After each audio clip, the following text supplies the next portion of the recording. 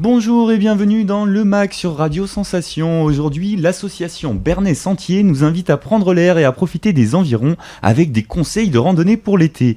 On reçoit pour cela Raymond Pradel, président de Bernay Sentier. Bonjour Raymond Pradel. Bonjour. Et vous êtes accompagné par Michel Vassal, animateur et chargé de communication pour l'association. Bonjour Michel Vassal. Messieurs, on vous connaît sur l'antenne de Radio Sensation, mais quand même, président, rappelez-nous un petit peu, rapidement, qu'est-ce que vous faites Bernay Sentier, une association active depuis un peu plus de 40 ans, toujours très active en 2020. Oui, on marche donc tous les mois, le deuxième dimanche de chaque mois, et l'après-midi, et le deuxième et quatrième jeudi de chaque mois, le matin, en randonnée ordinaire, et les premiers et troisièmes dimanches et les troisièmes jeudis de chaque mois, en marche nordique, en collaboration toujours avec le club de Drucourt pour une question d'animateur. Ces activités, malheureusement, elles se sont retrouvées à l'arrêt avec le confinement et la crise liée au Covid-19. À quoi ressemble la reprise ? Qu'est-ce que vous voulez faire aujourd'hui ? Actuellement, la reprise pour nous est très difficile, vu les contraintes que nous avons pour randonner.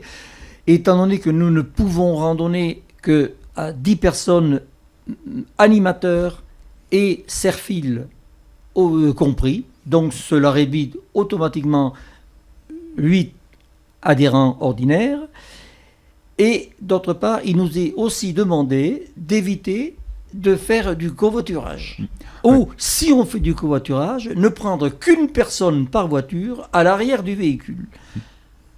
Je ne nous vois pas en train de trier les adhérents et de dire toi tu peux randonner, toi tu as le droit, toi tu n'as pas le droit, toi tu n'as pas le droit. Ouais, donc aujourd'hui c'est trop contraignant. Alors donc dans ces conditions, on préfère ne pas reprendre les activités dans l'immédiat et on conseille que les gens randonnent dans la mesure où ils peuvent, par eux-mêmes, par titre individuel.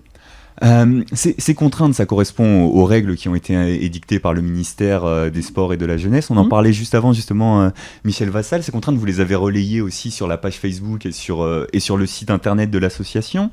Qu'est-ce que vous espérez ? Pour l'instant, ce sont des contraintes qui existent dans la première phase du déconfinement.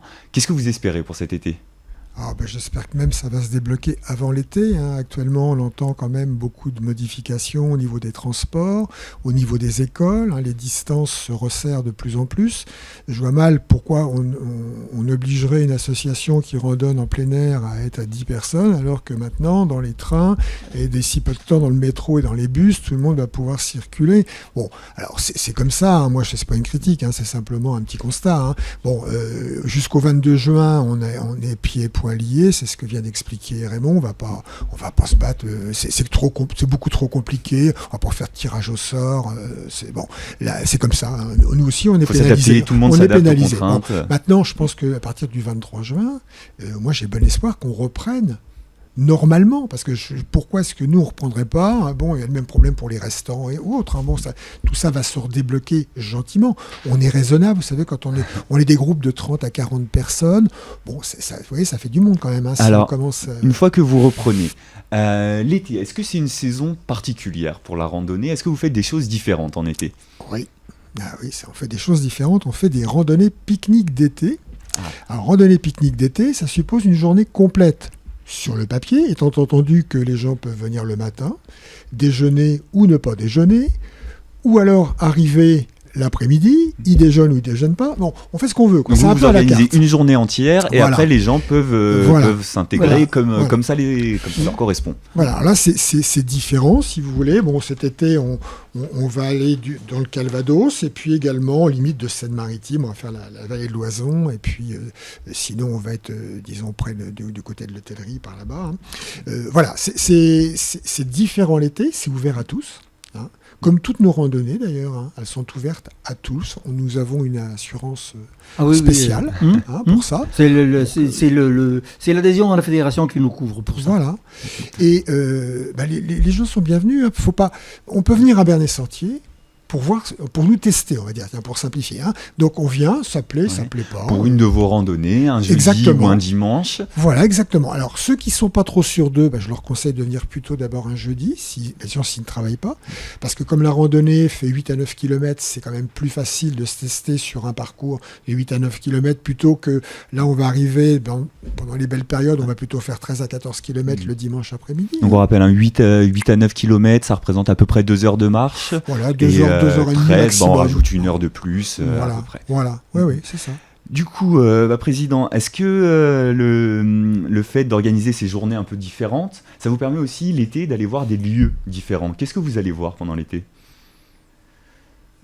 Disons, ça nous permet d'aller sur le plan de distance de la randonnée un petit peu plus loin qu'en temps ordinaire.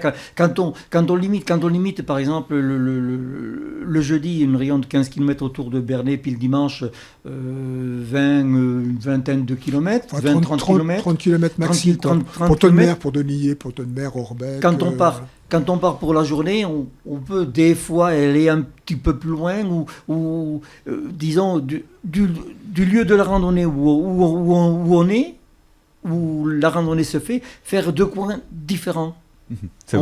On peut le faire en étoile, disons le matin une partie, l'après-midi une autre partie. Ça peut élargir un peu le territoire de la randonnée qu'on visite. Et sur ces territoires, est-ce que Raymond Pradel, vous avez un endroit coup de cœur où là par exemple on a une famille qui veut aller se promener ce week-end, profiter, ils ont entendu vos conseils et ils se disent c'est vrai que c'est sympa, on peut aller faire une randonnée, profiter. Qu'est-ce que vous leur conseilleriez comme endroit à aller voir ce week-end ? Si c'est pour faire un week-end avec un petit pique-nique agréable, vous avez une randonnée qui est très très bien, c'est sur la Faultière à Benon, les sources de l'Orbiquet. Ouais, qu'est-ce qu'on trouve comme endroit là ? Il y a des belles randonnées par là-bas. C'est assez vallonné. Vallonné, donc ça veut dire un petit peu plus d'effort physique. Oui, ça c'est quand même. Par contre, c'est très très intéressant parce que il y a un endroit de pique-nique et les sources même de l'Orbiquet qui est très très agréable, même pour les enfants, qui est assez bien. Vous avez aussi la possibilité de faire ça sur le coin de Brionne aussi, à l'ancienne gare. Vous avez une partie de voie verte, une partie que vous pouvez monter sur le bec et loin, tout ça. Disons que avec des points de pique-nique qui sont assez intéressants. Michel, oui, vous aussi. Alors c'est vrai que c'est compliqué parce qu'en fait tout est bien, on pense à quelque chose, après on pense à autre chose. Et malheureusement, il faut faire des choix. Raymond est parti un petit peu plus loin de Bernay. Alors moi je vais me cantonner sur Bernay parce que pourquoi pas. Les gens n'ont pas besoin de prendre de voiture, ils habitent à Bernay, ils démarrent de Bernay. Et vous avez les circuits. C'est ce que vous faites sur la plupart de vos randonnées. Vous avez les circuits que les gens, je ne sais pas si ça peut. Oui, donc là ce que vous montrez, c'est l'office de tourisme de Bernay et des environs avec qui vous avez travaillé pour développer des circuits de randonnée. Alors vous avez 5 circuits. Là, ce sont des circuits de Bernay qui ont été créés au départ par Bernay Sentier. Ouais. Éuniquement. Et, donc par vous, par l'association Bernay Sentier. On avait des fiches descriptives et elles étaient arrivées elles étaient un petit peu à échéance et il n'y en avait plus en disposition.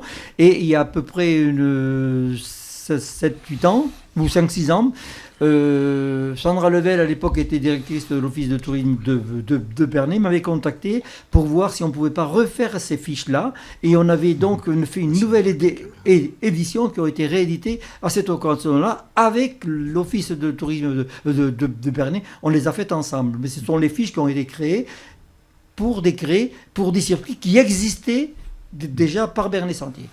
Alors, ce sont des circuits faciles que l'on peut faire en famille également. On démarre à 8 km et puis 6 km même, et on peut aller jusqu'à plus de 20 km en partant de Bernay. Donc il y en a pour tout le monde. Rapprochez-vous de l'office de tourisme et puis vous pourrez obtenir gratuitement ces 6 fiches-là. Ouais. C'est cette plaquette. Donc là, ce sont des fiches qui nous présentent les parcours qu'on peut avoir auprès de l'office du tourisme. Ouais. Très rapidement, les conseils pour que ça se passe bien, la randonnée. Il y a quand même un certain nombre d'écueils. Michel, on a 20 secondes.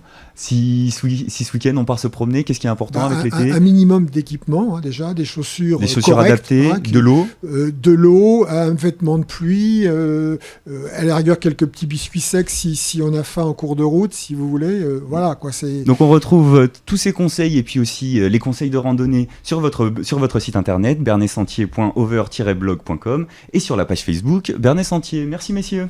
Merci à vous.